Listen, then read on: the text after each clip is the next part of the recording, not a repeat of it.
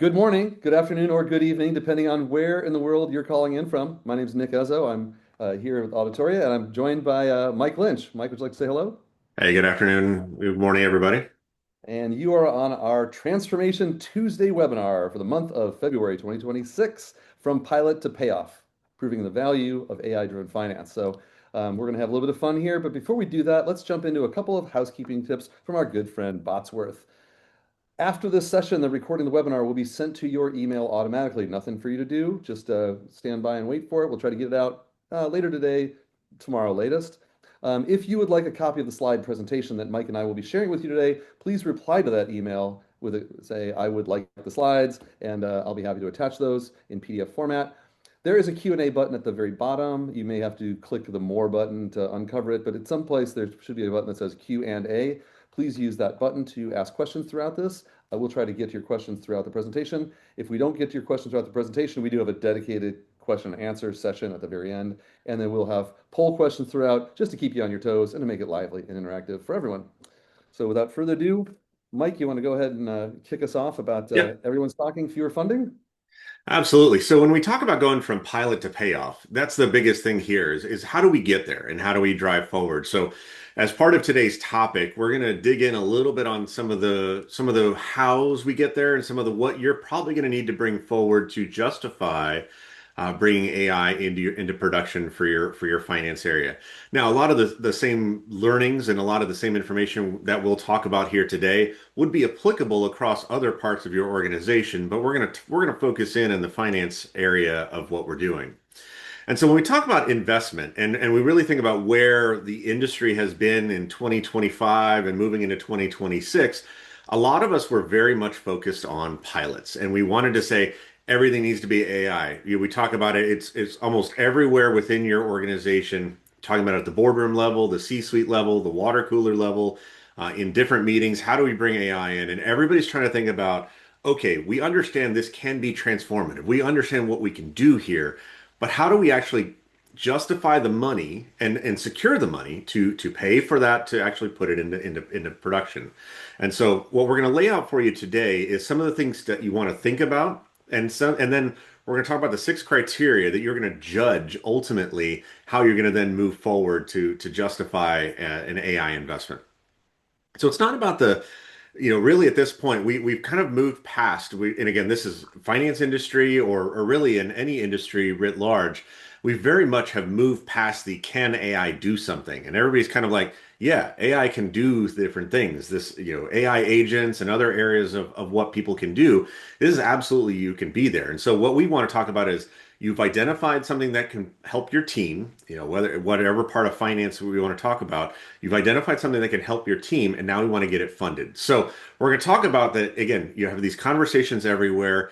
We need to talk through about how do we justify that investment, and then how do you continue to report on that investment within your organization to say, yes, we made a good call. This is the right decision we wanted to do, and then the framework that'll help you get that money to be able to move forward. So as we dive into that space, we're going to bring up our first poll question. Our first poll question is going to kind of lead us into that in the area. So, how confident are you in the ability to quantify the manual work that your team does today?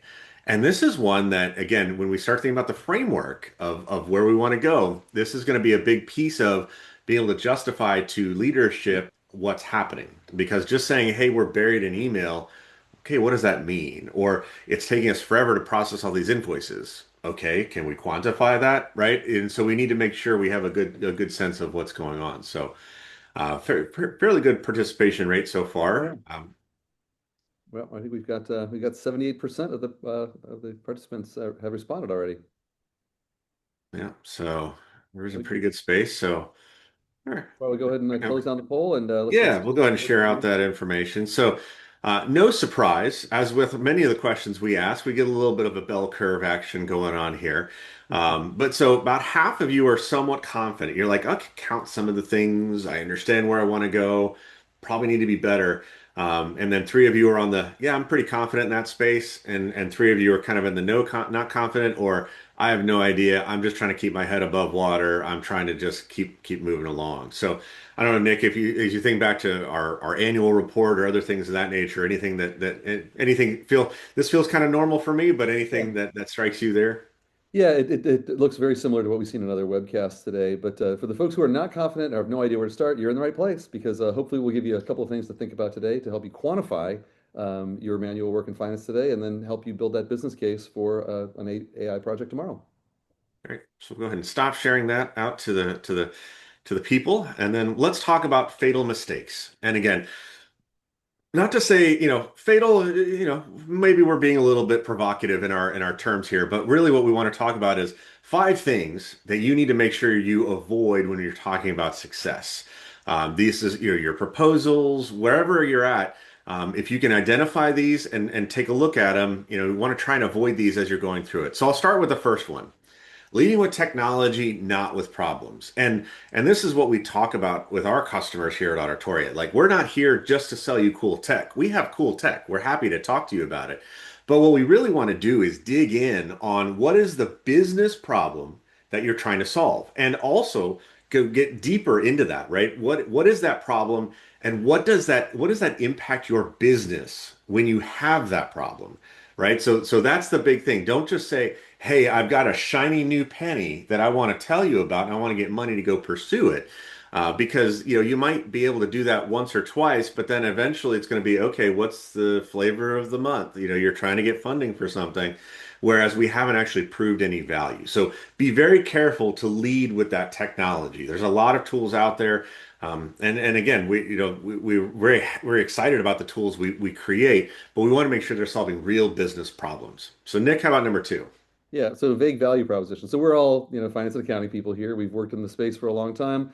CFOs don't like to fund things that don't have a quantifiable return on investment. So, claims like improve efficiency or enhance productivity, those are very non-specific. So I would encourage the folks on this webcast to think about how you can quantify them. We can help you get from point A to point B.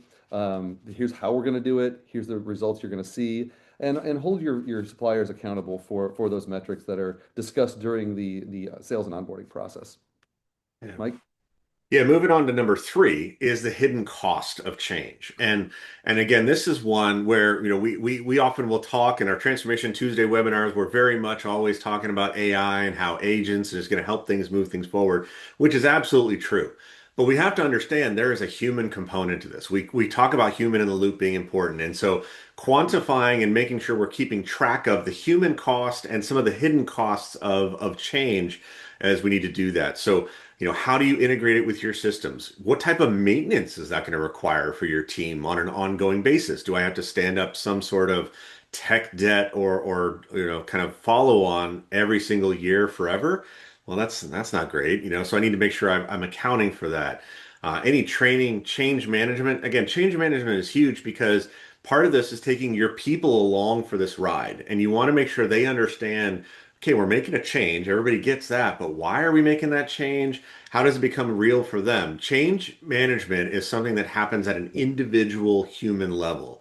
It's not just, okay, do I have a change control log for what I'm changing to my systems? Sure. But when we talk about change management here, we're really talking about what is the human effect of that change. And we want to make sure we're tracking that. We understand what those look forward to and where we go. The other thing too is any of that goes along with it. You want to make sure you understand those projections that you talk about. And Nick kind of mentioned it just before. Any of those projections that come up with, you want to make sure they're realistic, they're measurable, they're actionable. We always talked about making SMART goals for our own personal development. Think about your same goals here.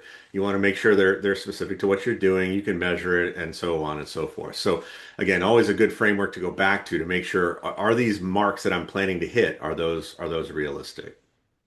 Yeah, well said, Mike, and I completely agree with that. I'll jump into number four, treating all work as equal. Here at Auditoria, we live and breathe artificial intelligence in the realm of finance and accounting, and we do automate many, many routine, mundane transactions for the accounting team. Very easy to do, many of these, but some of them you want to stop and ask yourself, should I do them? I'll give you an example. If a supplier sends an email in and says, I would like to change my bank routing number and my checking account number to this offshore account, I can tell you that agentic AI can do that for you, but do you want it to do that for you? So it sounds obvious when I say it out loud, but you can't really treat all work as equal and apply AI to everything. Certain things do have to have human oversight, governance, and a second set of eyes on the problem. Mike? Yeah, absolutely. And then the last one we talk about here is no path from pilot to production. So let's say you're moving forward and you say, okay, I have approval. I'm going to work on a small part of this ecosystem, and then once we're there, we're going to bring it to production. Okay, that sounds good. But what are the metrics by which you're going to justify success in that pilot to then say, okay, I've justified success here. Here's what we've learned. Here's what we're going to fix going forward. And then how do I then get that to a roadmap to production to scale it? Is it something that's scalable, or did I build something super custom inside my ecosystem that everybody says, yeah, that's awesome, let's productionize it, and then you realize, yeah, I can't do it. Right? So we've talked about this build versus buy paradigm. This is where buying things that are commercially available and would scale for your organization are good, but you still want to make sure if I'm piloting a smaller subset of a process and I say, okay, I'm just going to work through here for 3 months. But again, I'm at 3 months. Here's my criteria. Here's what I've done. Here's my results. Here's why it justifies us expanding and moving on to the next steps. And so you want to make sure you have those things that are absolutely justifiable and in that space. We talk about making it a more of a science experiment. Some of us are going to have kind of school flashbacks of the scientific method, right? What is your hypothesis? Did you test it? Where are you at? What are your results? What are your conclusions? And then you bring that back, and you want to be able to move that forward. And so they need to understand, what is this path, or are we just going to be stuck in some pilot that might be a hidden money sink for your organization for a long period of time? You really don't want to be in that space. So yeah, so all good things there. So let's talk about the core problem, Nick. Yeah, I'll jump in there. So words matter, right? So the language that you use to try to justify your project, whether it's an AI project or other project, will determine whether your proposal gets funded or thrown in the trash. So we'll give you a real world example. I'll be the hype guy, and Mike can be the hard numbers guy.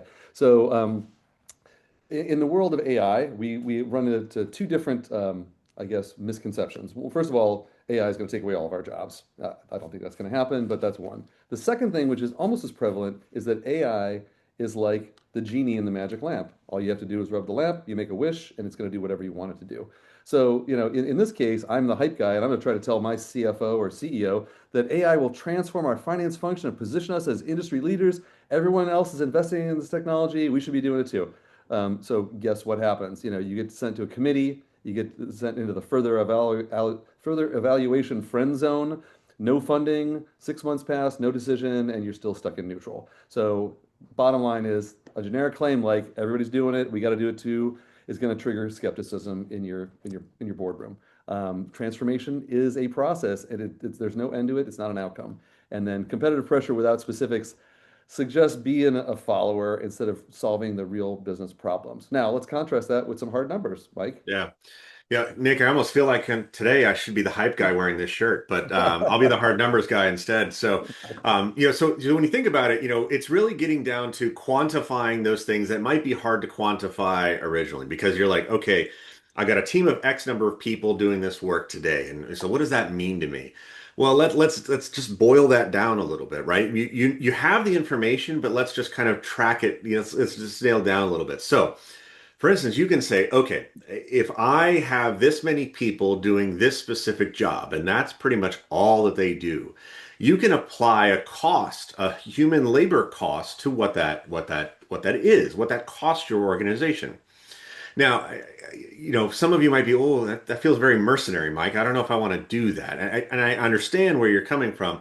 But in order to justify, right, when we're getting to this is what it costs us today to do this process that is necessary, like for instance, this is invoice processing we show here. If it costs us $240,000 annually in labor cost, however, this AI tool that we're going to bring in will reduce that cost to $48,000 while improving accuracy by 4%. Again, there's some measurable numbers there. Now, some people are going to be like, well, what am I supposed to do with the other 200,000-ish in terms of labor, right? You're like, okay, great question, because that's now some of the second parts of it, right? And we're going to get into some layers, second and third levels of layers of things you want to think about. So hold on to that piece of it. But those specific metrics help us be able to bring that forward. So if I can say I'm going to save us $200,000 in annual labor cost, but I'm going to bring through, so bring, as you see in that second paragraph, $576,000 over the next 3 years versus a $480,000 investment. My organization is kind of $90,000 worth of value to the good. Now, that's pretty justifiable. I can actually bring that forward. Now I understand you're talking about your team. You got your team in your head. Hold on to it. We're gonna come back to that because that's part of where we want to go. But when you have those specific metrics, it's not hype. I'm now bringing it to reality. This is what we've proven through the pilot. This is what we've proven through testing. We're able to bring that forward, and we want to be able to quantify those problems to justify the spend of the money. Otherwise, it sounds like you're coming in asking for $500,000 and rightfully so, your leadership is going to go, well, what are we getting for that $500,000? And you want to make sure you understand and can kind of quantify through that. And so that really helps us drive that forward that, oh yeah, 4%, it doesn't sound like a big deal, but when you can then further quantify that 4% in terms of missed payments, misdirected payments, unfortunately, vendor fraud, invoice fraud that's out there. There's a lot of those other hidden costs, which we're going to dive into a little bit here as well. So those are some things that help you bolster your case on how you want to justify something moving forward. So most people are going to miss those layers, as I mentioned. So you kind of your top layer, we're going to get into one space, and then you're kind of getting into those those different areas. So I'm going to cover a couple of these. Nick's going to cover one as well. So layer one is that direct cost savings. So depending on what you want to do and how you're going to manage it, we talk about FTE savings from that automation. So part of this can be you're going through growth. And I know if I continue to scale linearly at the same way I'm doing now, I know in order to do this, I'm going to need to hire an AP clerk here or an AR clerk here or an FP&A analyst there. And I know that, at some point I'm going to hit a breaking point. I just can't ask my team to do more work. So I'm going to have to add more headcount. So that avoided hiring costs in the future, reduced overtime if you have hourly staff that are doing it, and contractor elimination, again, because you're paying a premium for that labor, that's more of an on-demand piece of it. So there's a lot of business cases that start there, and they're like, okay, straight FTE, cool, but there's more to it, and so we want to dig into kind of what is layer two and three when we talk about the different pieces of it. So just going with an FTE cost or labor cost isn't going to tell the whole picture because it's not the full value of what it's bringing to your organization. So for that, Nick's going to go through layer two. Yeah, great. And so this is one that's near and dear to my heart. So everyone knows that, well, you may or may not know this, but Auditoria, we make software applications, AI-powered agents that sit between finance teams and the shared accounting mailboxes. One of the reasons for doing that is efficiency, as Mike mentioned in the direct cost savings. But another reason you'd want to do that, which I think is equally important and often overlooked, is you're moving your team away from the outside world that is full of emails that are coming in that may be spam, malware, ransomware, spyware. One of our current customers told me several years ago, after they'd been hacked twice in one summer, that the amount of money that went out the door the second time they got hacked would have more than paid for the Auditoria subscription. Now, I'm not here to try to sell anybody anything, but I do want to point out that I personally think having human beings on the front line of emails and possibly clicking on things, opening attachments is a bad move. And so if you are able to abstract your team away from that, you can prevent fraud. You can reduce your audit costs. You can increase your insurance premiums if you tell your insurance provider, we are incapable of clicking on things that come into our shared mailboxes, potentially regulatory fine avoidance or reduction. So AI-driven controls are delivering more value through risk mitigation than cost reduction, in my opinion. So in the future, this is the way things are going to be done all the time. It's just a matter of like how fast we can get there. Mike? Yep. So then layer three, now we've said, okay, we've talked about our direct labor cost. We've talked about the value of the risk and compliance value that's there.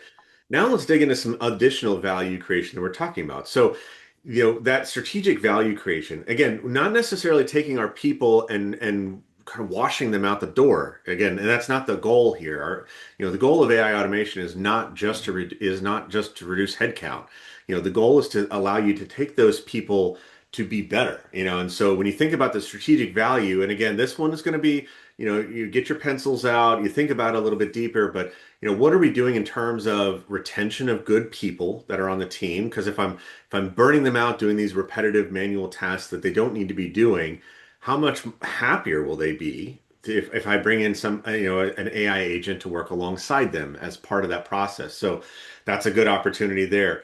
The faster processes, what do I see that in terms of revenue acceleration? We've talked about, one of the things on the accounts receivable side, if you're able to reduce your day sales outstanding, your DSO, that means you're putting revenue back into your pocket for the organization faster than you're getting it today. What can you do with that money? What can your treasury team think about in terms of value realization? And so there's a lot of opportunities there.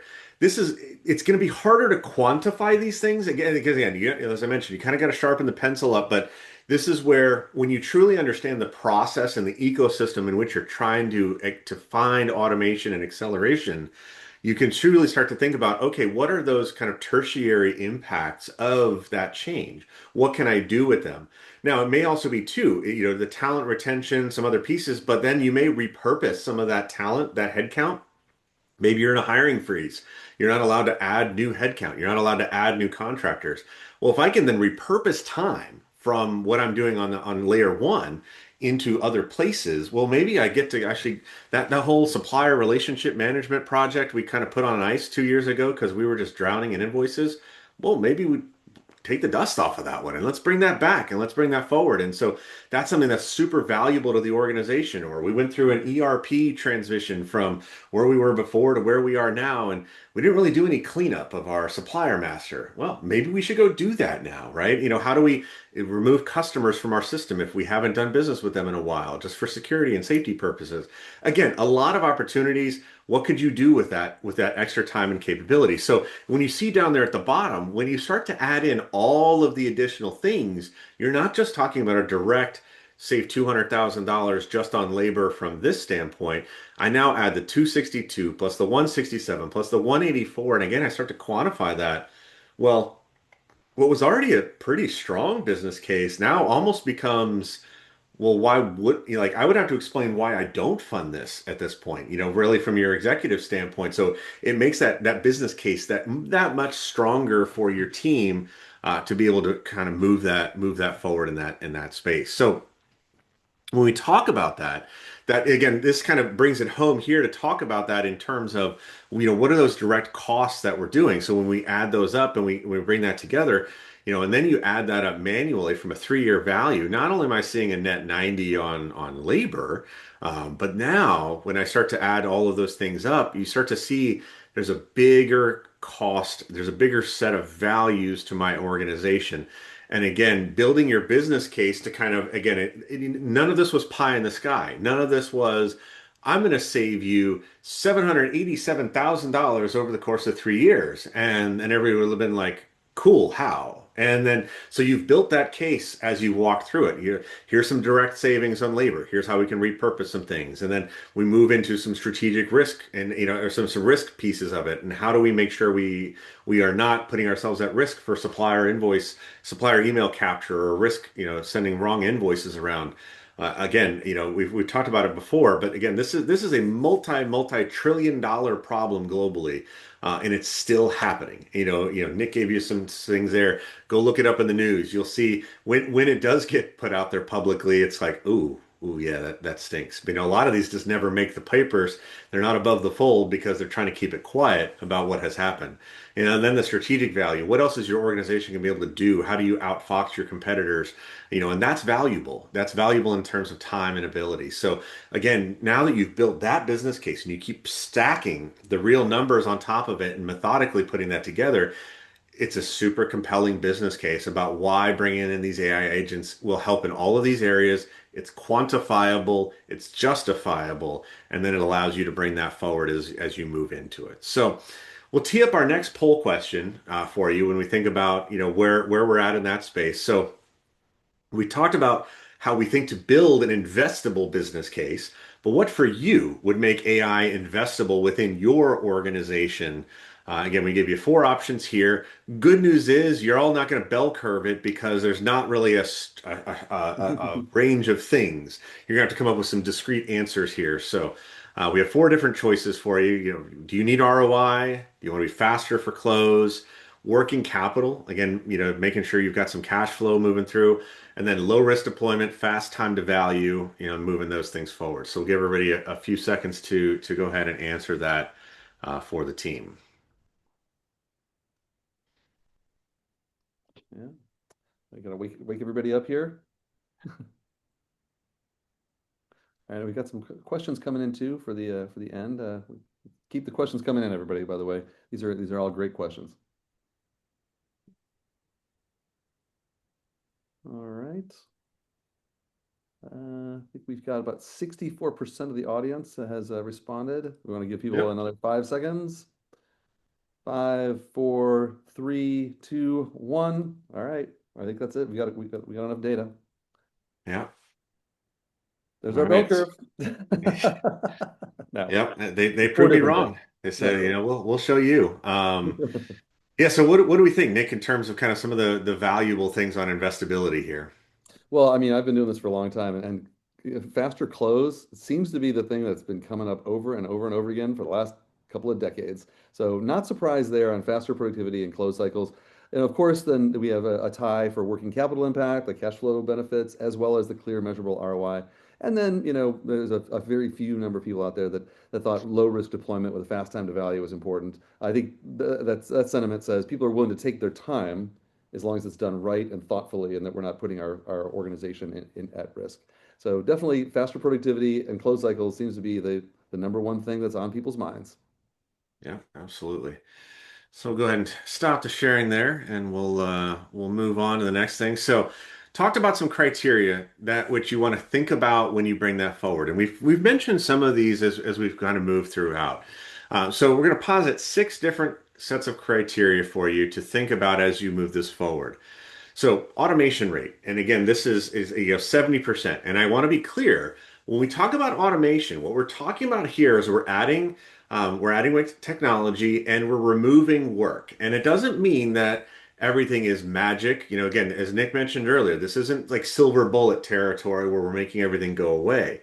But if I can automate 70% or more of the work that somebody is doing today to free them up to do higher value tasks, that's really important because, and it may be that I'm autonomously processing something or autonomously responding to something using an AI agent or other things of that nature.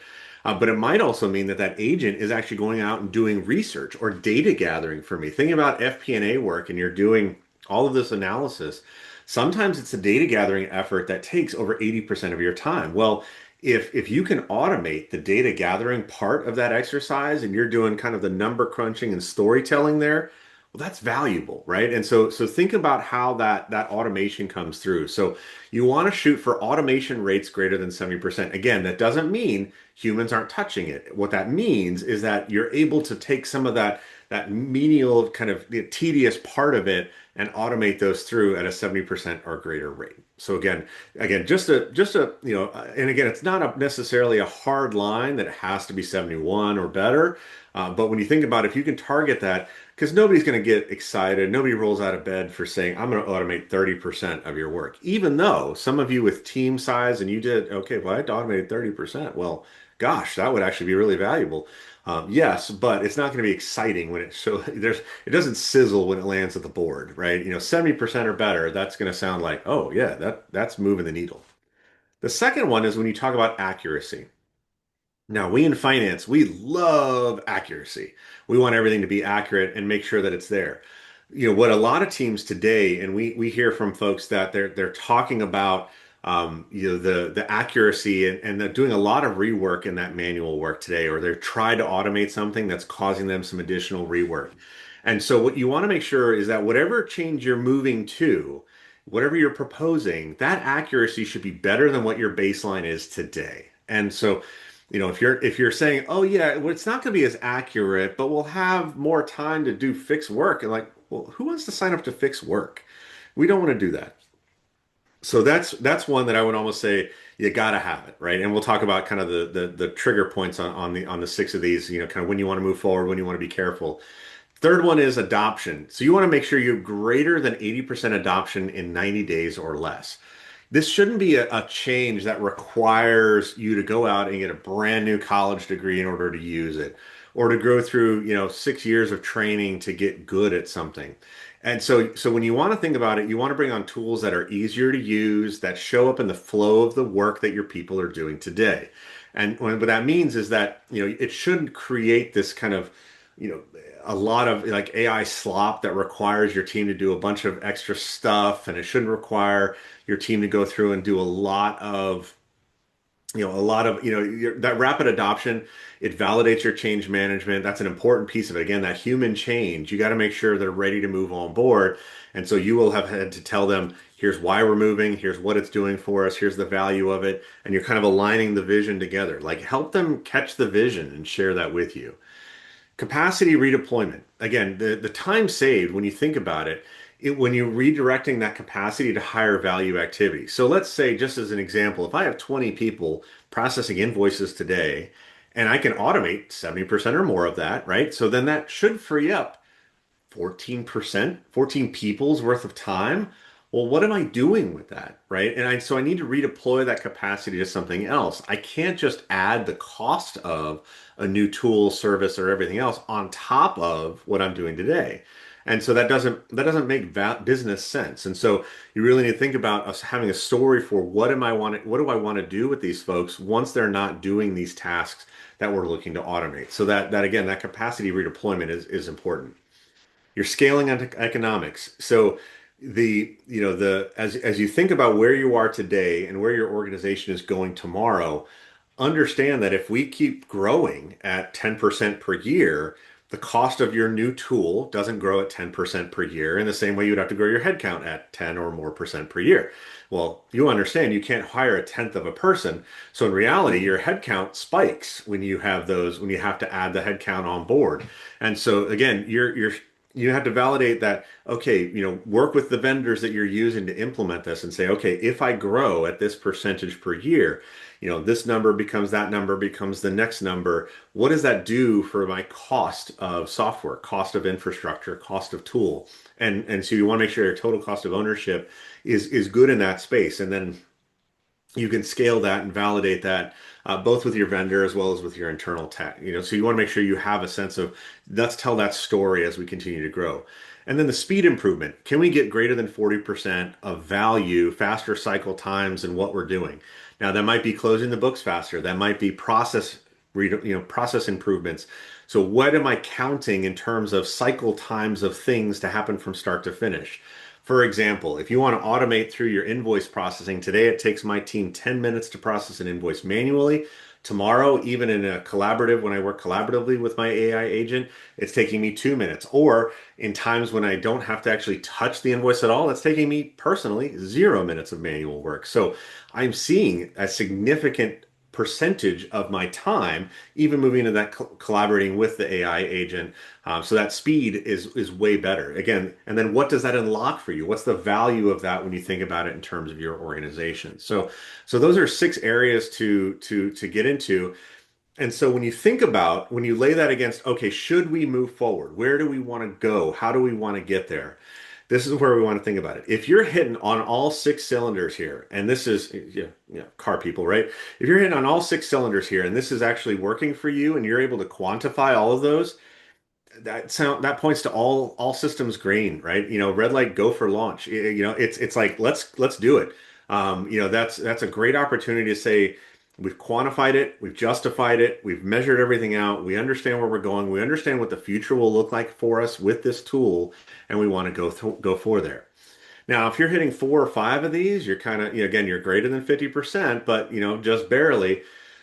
Well, can you get there? Sure. But think about the ones that you don't hit and that you haven't thought about. Maybe you haven't thought about the future and where you want to go or scaling. You say, well, yeah, but we don't really grow. We're kind of just kind of stuck there. And so, again, but you still want to make sure you've addressed it so that you think about it in terms of where you're going.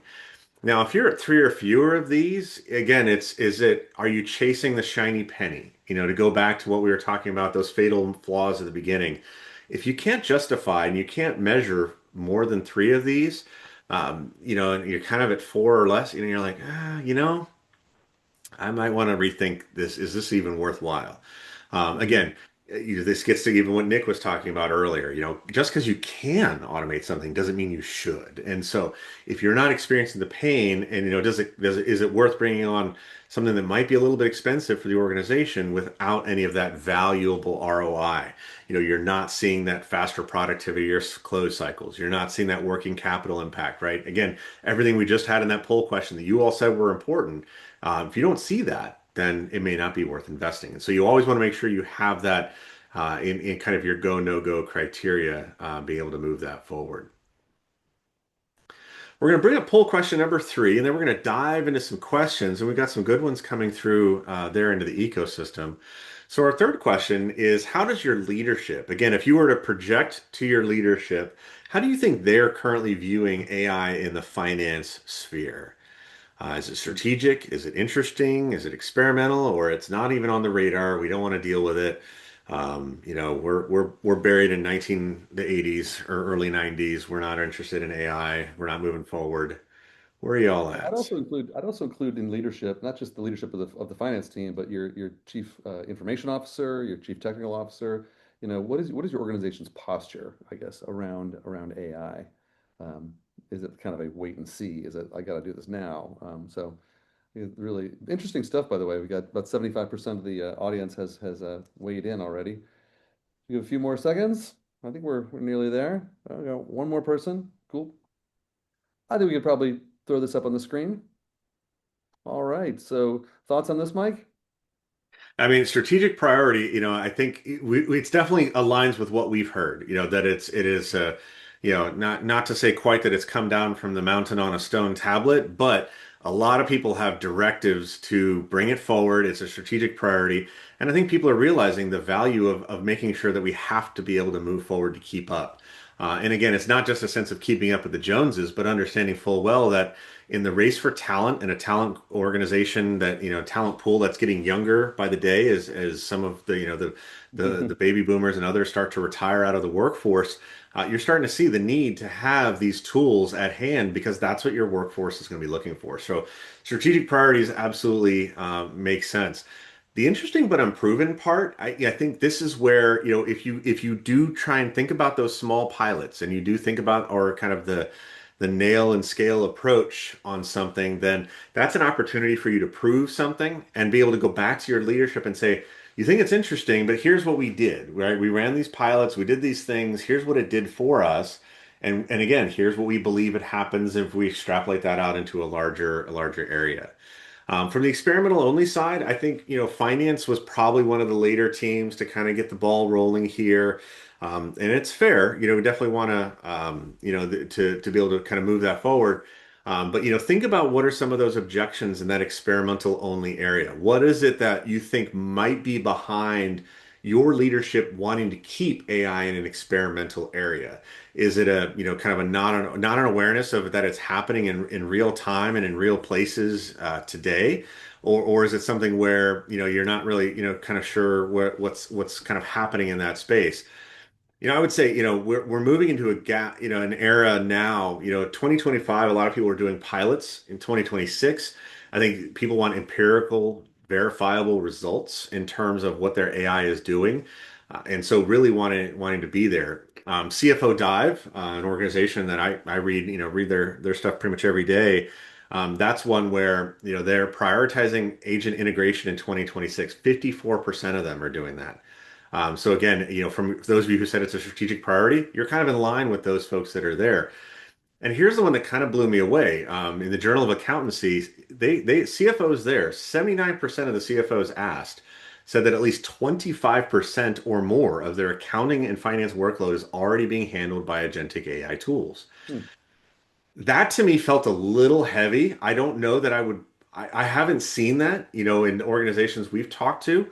I don't know, Nick, I don't recall that we've really seen that level, but it was kind of and I don't know that the Journal of Accountancy is out there putting out, clickbait type of articles. That's not kind of how they roll. But it's one of those things where I think it was kind of an interesting kind of area in that space. So, but yeah, so a lot of people are getting into it. So those of you who are kind of in those spaces, definitely want you to keep thinking about that. So let's move into the Q&A, and we've got a couple of questions that have come in. And so I'll deal with a couple of questions, and we have one that's kind of a little bit meatier. So appreciate everybody kind of dropping those in. So first one was, when quantifying ROI of an AI solution, how long to realizing value do you usually give AI projects? Well, again, think about what you're automating. Like if you're doing an automation task and you're trying to automate 70% or greater, is this something that I can measure within a short period of time? Right? If I'm doing, let's say, for example, invoice processing, well, I know I get X number of invoices in on a monthly basis. If I can try and automate through processing of those, well, I'm able to measure that quickly. I'm able to nail it. I can scale it. I can do things like that. And that makes sense to me. And I can count that quickly. And so in that instance, it gives me an opportunity to really think about that in terms of a short kind of time to measure as we go. Now, if I'm talking about something longer term, about maybe using agentic AI to help me deliver my annual financial report. Well, how often are you doing an annual financial report? Well, probably annually, right? And so when can I put that into place, and when will it take me to understand how much value I'm seeing in that organization? And so again, the consultancy answer, the consultantish answer here is going to be it depends. But when you think about when you set out the goals of your project, you should know how long it's going to take me to measure this. And so you should have a realistic expectation that, all right, month one, maybe we're doing a little bit of this. Month two, maybe we're doing kind of a full on, piece of it. So it kind of takes me 60 days to get up and running, and maybe I need another 60 days to count it. So within 4 months, I can come back with that from an ROI standpoint. So again, it's just, thinking about what you're automating, thinking about where you're going, how long is it going to take you to count it, and then that's going to help you really be able to drive that forward. So. There's a good comment in the chat, Mike. I want to bring to your attention. Chris, who seems to be an expert in AI at a large DC-based law firm, pointed out in the chat with me that implementing AI didn't actually save him time in the short term. In fact, it caused more time to be spent. So they had to hire more people, spend more time developing the AI applications. However, the results of that extra 3 hours caused the equivalent of 25 extra hours, 25 extra hours of capacity that they did not have time to do prior. So in this time, he can hire one person. He can get 10,000 annual hours of workload from that one person. So I guess the point, I'd love to hear your thoughts on it. The initial return on investment might not be right away. You might have to spend a little first in order to see those results down the line.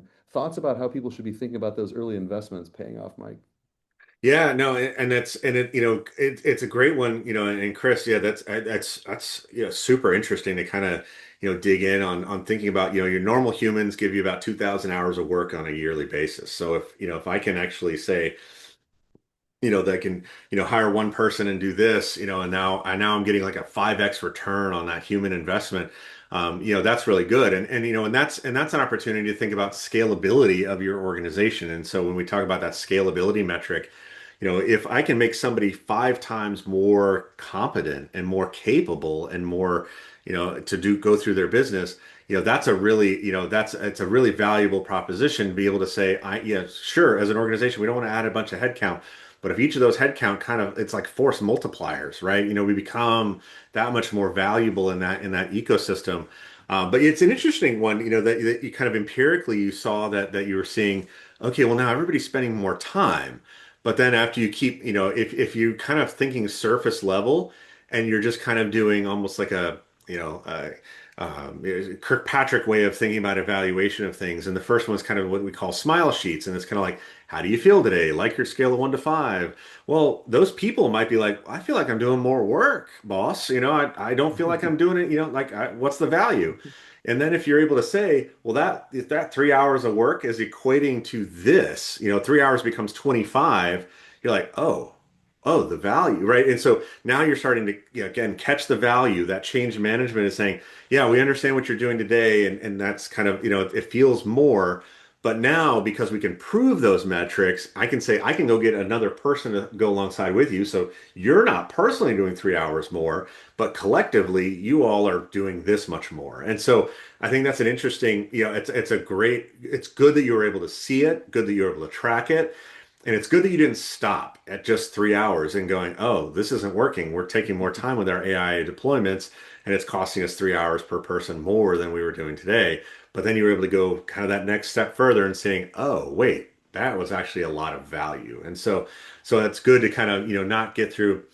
Gartner tracks all of these things if you've ever seen a Gartner graph, and they call it the trough of disillusionment. And that's when like the hype dies out. So Nick is the hype guy today, and then me as the hard numbers guy.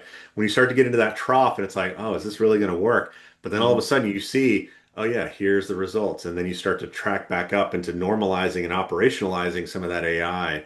That's a really neat place to be. So yeah, Chris, thanks for sharing that over in terms of it, as part as kind of how that So, goes. Mike, I'm going to combine two of the questions here into one, so I'm going to munge them together. So, first of all, are there specific processes that should be first to pilot when you think about getting an AI foundation in place? Also, I'll throw another question in there that goes along with it. What distinguishes a pilot that gets expanded funding from one that stalls? So, where do you start? Which are the low-hanging fruits? And then, how do you distinguish a pilot that gets expanded from one that stalls out? Yeah, so it's a great one, and I think if you go back to kind of some of the beginning of it, when you think about processes that you want to target, think about processes that have some metrics to them, some structure to them, because I think that helps you justify is this winning, or is this something we need to kind of go back to the drawing board on? And I think that helps you do that. So is this something that I can count? Like how many things are we doing, and how long does that thing take me?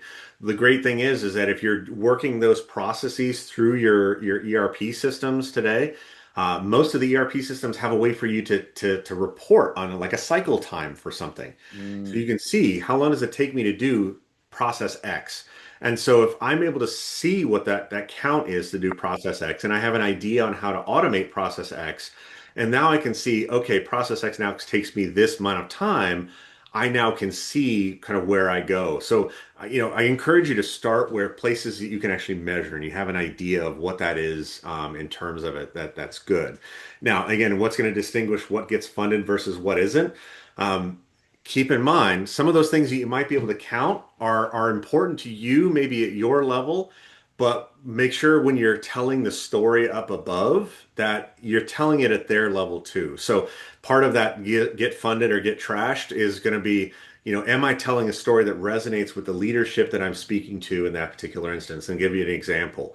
If I said, hey, I was able to process through all my email in half the time, something like look at you and go, so what? What does that do for us? Like, what is the value of that? If you're able to say, well, we were able to take half amount of time to do the email, and by doing that, we saw benefit A, B, C, D, and E, which then resulted in us being able to do X, Y, Z. Right now, you're then bringing it up to their level. Like, why would they care at a strategic level that you were able to process through emails faster? Maybe we're a bunch of inquiry emails to your AP inbox. What does that mean? What's the value to your organization, and where do you be able to drive that forward? So, as you tell that story, make sure you're telling the story that's appropriate for the people who care. For example, if you're going to your IT team and saying, "Hey, I want you to go through and justify this particular project," and I was able to read my emails faster, and they were like, "Okay." You know, again, that's not a story that resonates to them. But if you're able to say, well, and the AI that I'm going to be using is going to help me make sure that I'm not miscalculating or misclassifying an invoice. I'm not actually processing an invoice that belongs to somebody else. I'm not accidentally changing, ones to an L's or something like that. And all of a sudden I'm missending an invoice.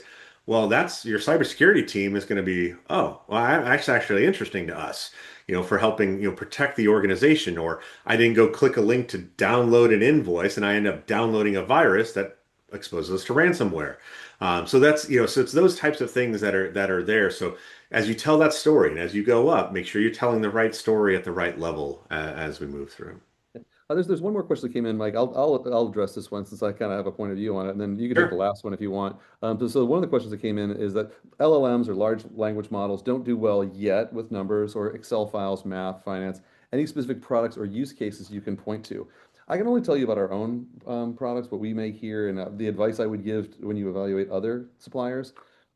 We started the company back in 2019, so we've been around since the last decade. So we've been around for 7 years, and this predates ChatGPT, OpenAI that came out in November of 2022. Before that, we actually developed our own proprietary specialized language model because, as you probably can guess, those of us in finance and accounting speak a different language than non-finance and accounting people. We use words like remittances, accruals, short pay. These are phrases that an LLM or just your random friend at a cocktail party may or may not understand. So what we have done at Auditoria is we've not only used off-the-shelf LLMs, Claude or Llama, Gemini, OpenAI, to triangulate on this, but we've also developed our own specialized proprietary specialized language model. It speaks the language of finance and accounting so that our agentic AI can understand what they're dealing with in that context. So hopefully that answers the question that came in. Last question for you, Mike. How do you stimulate the use of AI in finance? There's been training on Copilot on how to create agents and other training. How do you get people to actually start experimenting? We see a lot of blank clouds over their heads. So this kind of sounds like a build Yeah. versus buy question. No, I love this question. Well, I love it in terms of asking the question how we move forward. I don't love that you're having to go through this because you're like, like, hey, y'all, we're giving you some really cool stuff to make your life better, and they're like, yeah, whatever, you're right, and they're like, that's cool. But so here's kind of where what I would kind of encourage you to think about as you move through it. One of the things that the organization I was with prior to joining Auditorium is we would have an annual, what we called a create-a-thon. And as part of that create-a-thon, we paired business individuals with technology individuals to solve a business problem. And as a result of solving that business problem, we had prizes and many cases cash. Cash is king. But again, you may not be an organization that does that. But think about it in terms of almost to gamify the experience. Like, hey, what we want everybody to do is let's take 3 hours or 4 hours on Friday afternoon this week and have everybody kind of hackathon up an idea around an AI agent that you want to use. And then once you have that idea, jot down some information about it, then try and build it. And what we're going to do with that after we get done is we'll share some, take an hour, try and build something. And then whatever you end up with, let's come back and talk about it. And then so you can come back and then say, hey, I tried to build this thing and it was interesting to me. And you get to kind of share, do some peer learning, peer sharing. And then, maybe think about kind of what the value is of those tools that you're bringing forward. Because then here's what you can do. You can say, all right, you can reward some for the coolest. You can do vote on it, whatever you want to do. Or even better, you now give that person or people who have won, if you will, to then some additional time, formal time to operationalize their ideas. And so when you think about, the opportunities like, oh, well, yeah, I do this thing every day, but I also get to work on this really cool thing that I made up and I got to do it. And you give them ownership and that intrinsic value of it, then I think it helps you be able to drive forward in terms of what does that look like and be able to kind of doing that citizen developer. It's also going to identify for you, if you're in a leadership capacity within those organizations, it starts to identify those people within your organizations who can really help to be that champion for AI and that champion to move the ball forward for your organization. Now, is everybody excited about AI? No. And we've talked about this before. Some people they want to come in, do good work, and go home. And that's what they want to do. And it's hard to incentivize somebody to want to change in that particular instance, but there's got to be somebody with a different kind of motor inside. And they're kind of like, you know what? I want to continue to grow here at the organization. I want to be better. I want to do more things. And that's a great opportunity to then go to them and say, you know what? Hey, I see this in you. Why don't you draft something up? Let's talk about it. Let's peer review it and let's try it. And so I think that's a really great opportunity to be part of it. So again, that's just one idea, kind of turn it into an afternoon kind of co-learning activity. But then other things is, do Copilot, AWS and others, there's a lot of learnings out there. So you almost like doing like you go to like a paint and sip and somebody up front is actually a much better artist than you but they're showing you like use this paintbrush, do this thing, right? And then have somebody come in and kind of do a little kind of co-pilot paint and sip party, if you will, and kind of an opportunity to do those and kind of build something. And I think once people see, oh, I can build something. I don't have to be a developer. I can do this. Then it kind of starts to build that confidence naturally. So a great question, and definitely encourage you to continue to dive deeper on that at your organization. So. Well, I think that's about all the time we have for questions. So I think we can probably close out now. So on behalf of Mike, myself, all the agentic AI technology that's backing us up, hope you have a great Mardi Gras and enjoy the rest of your day.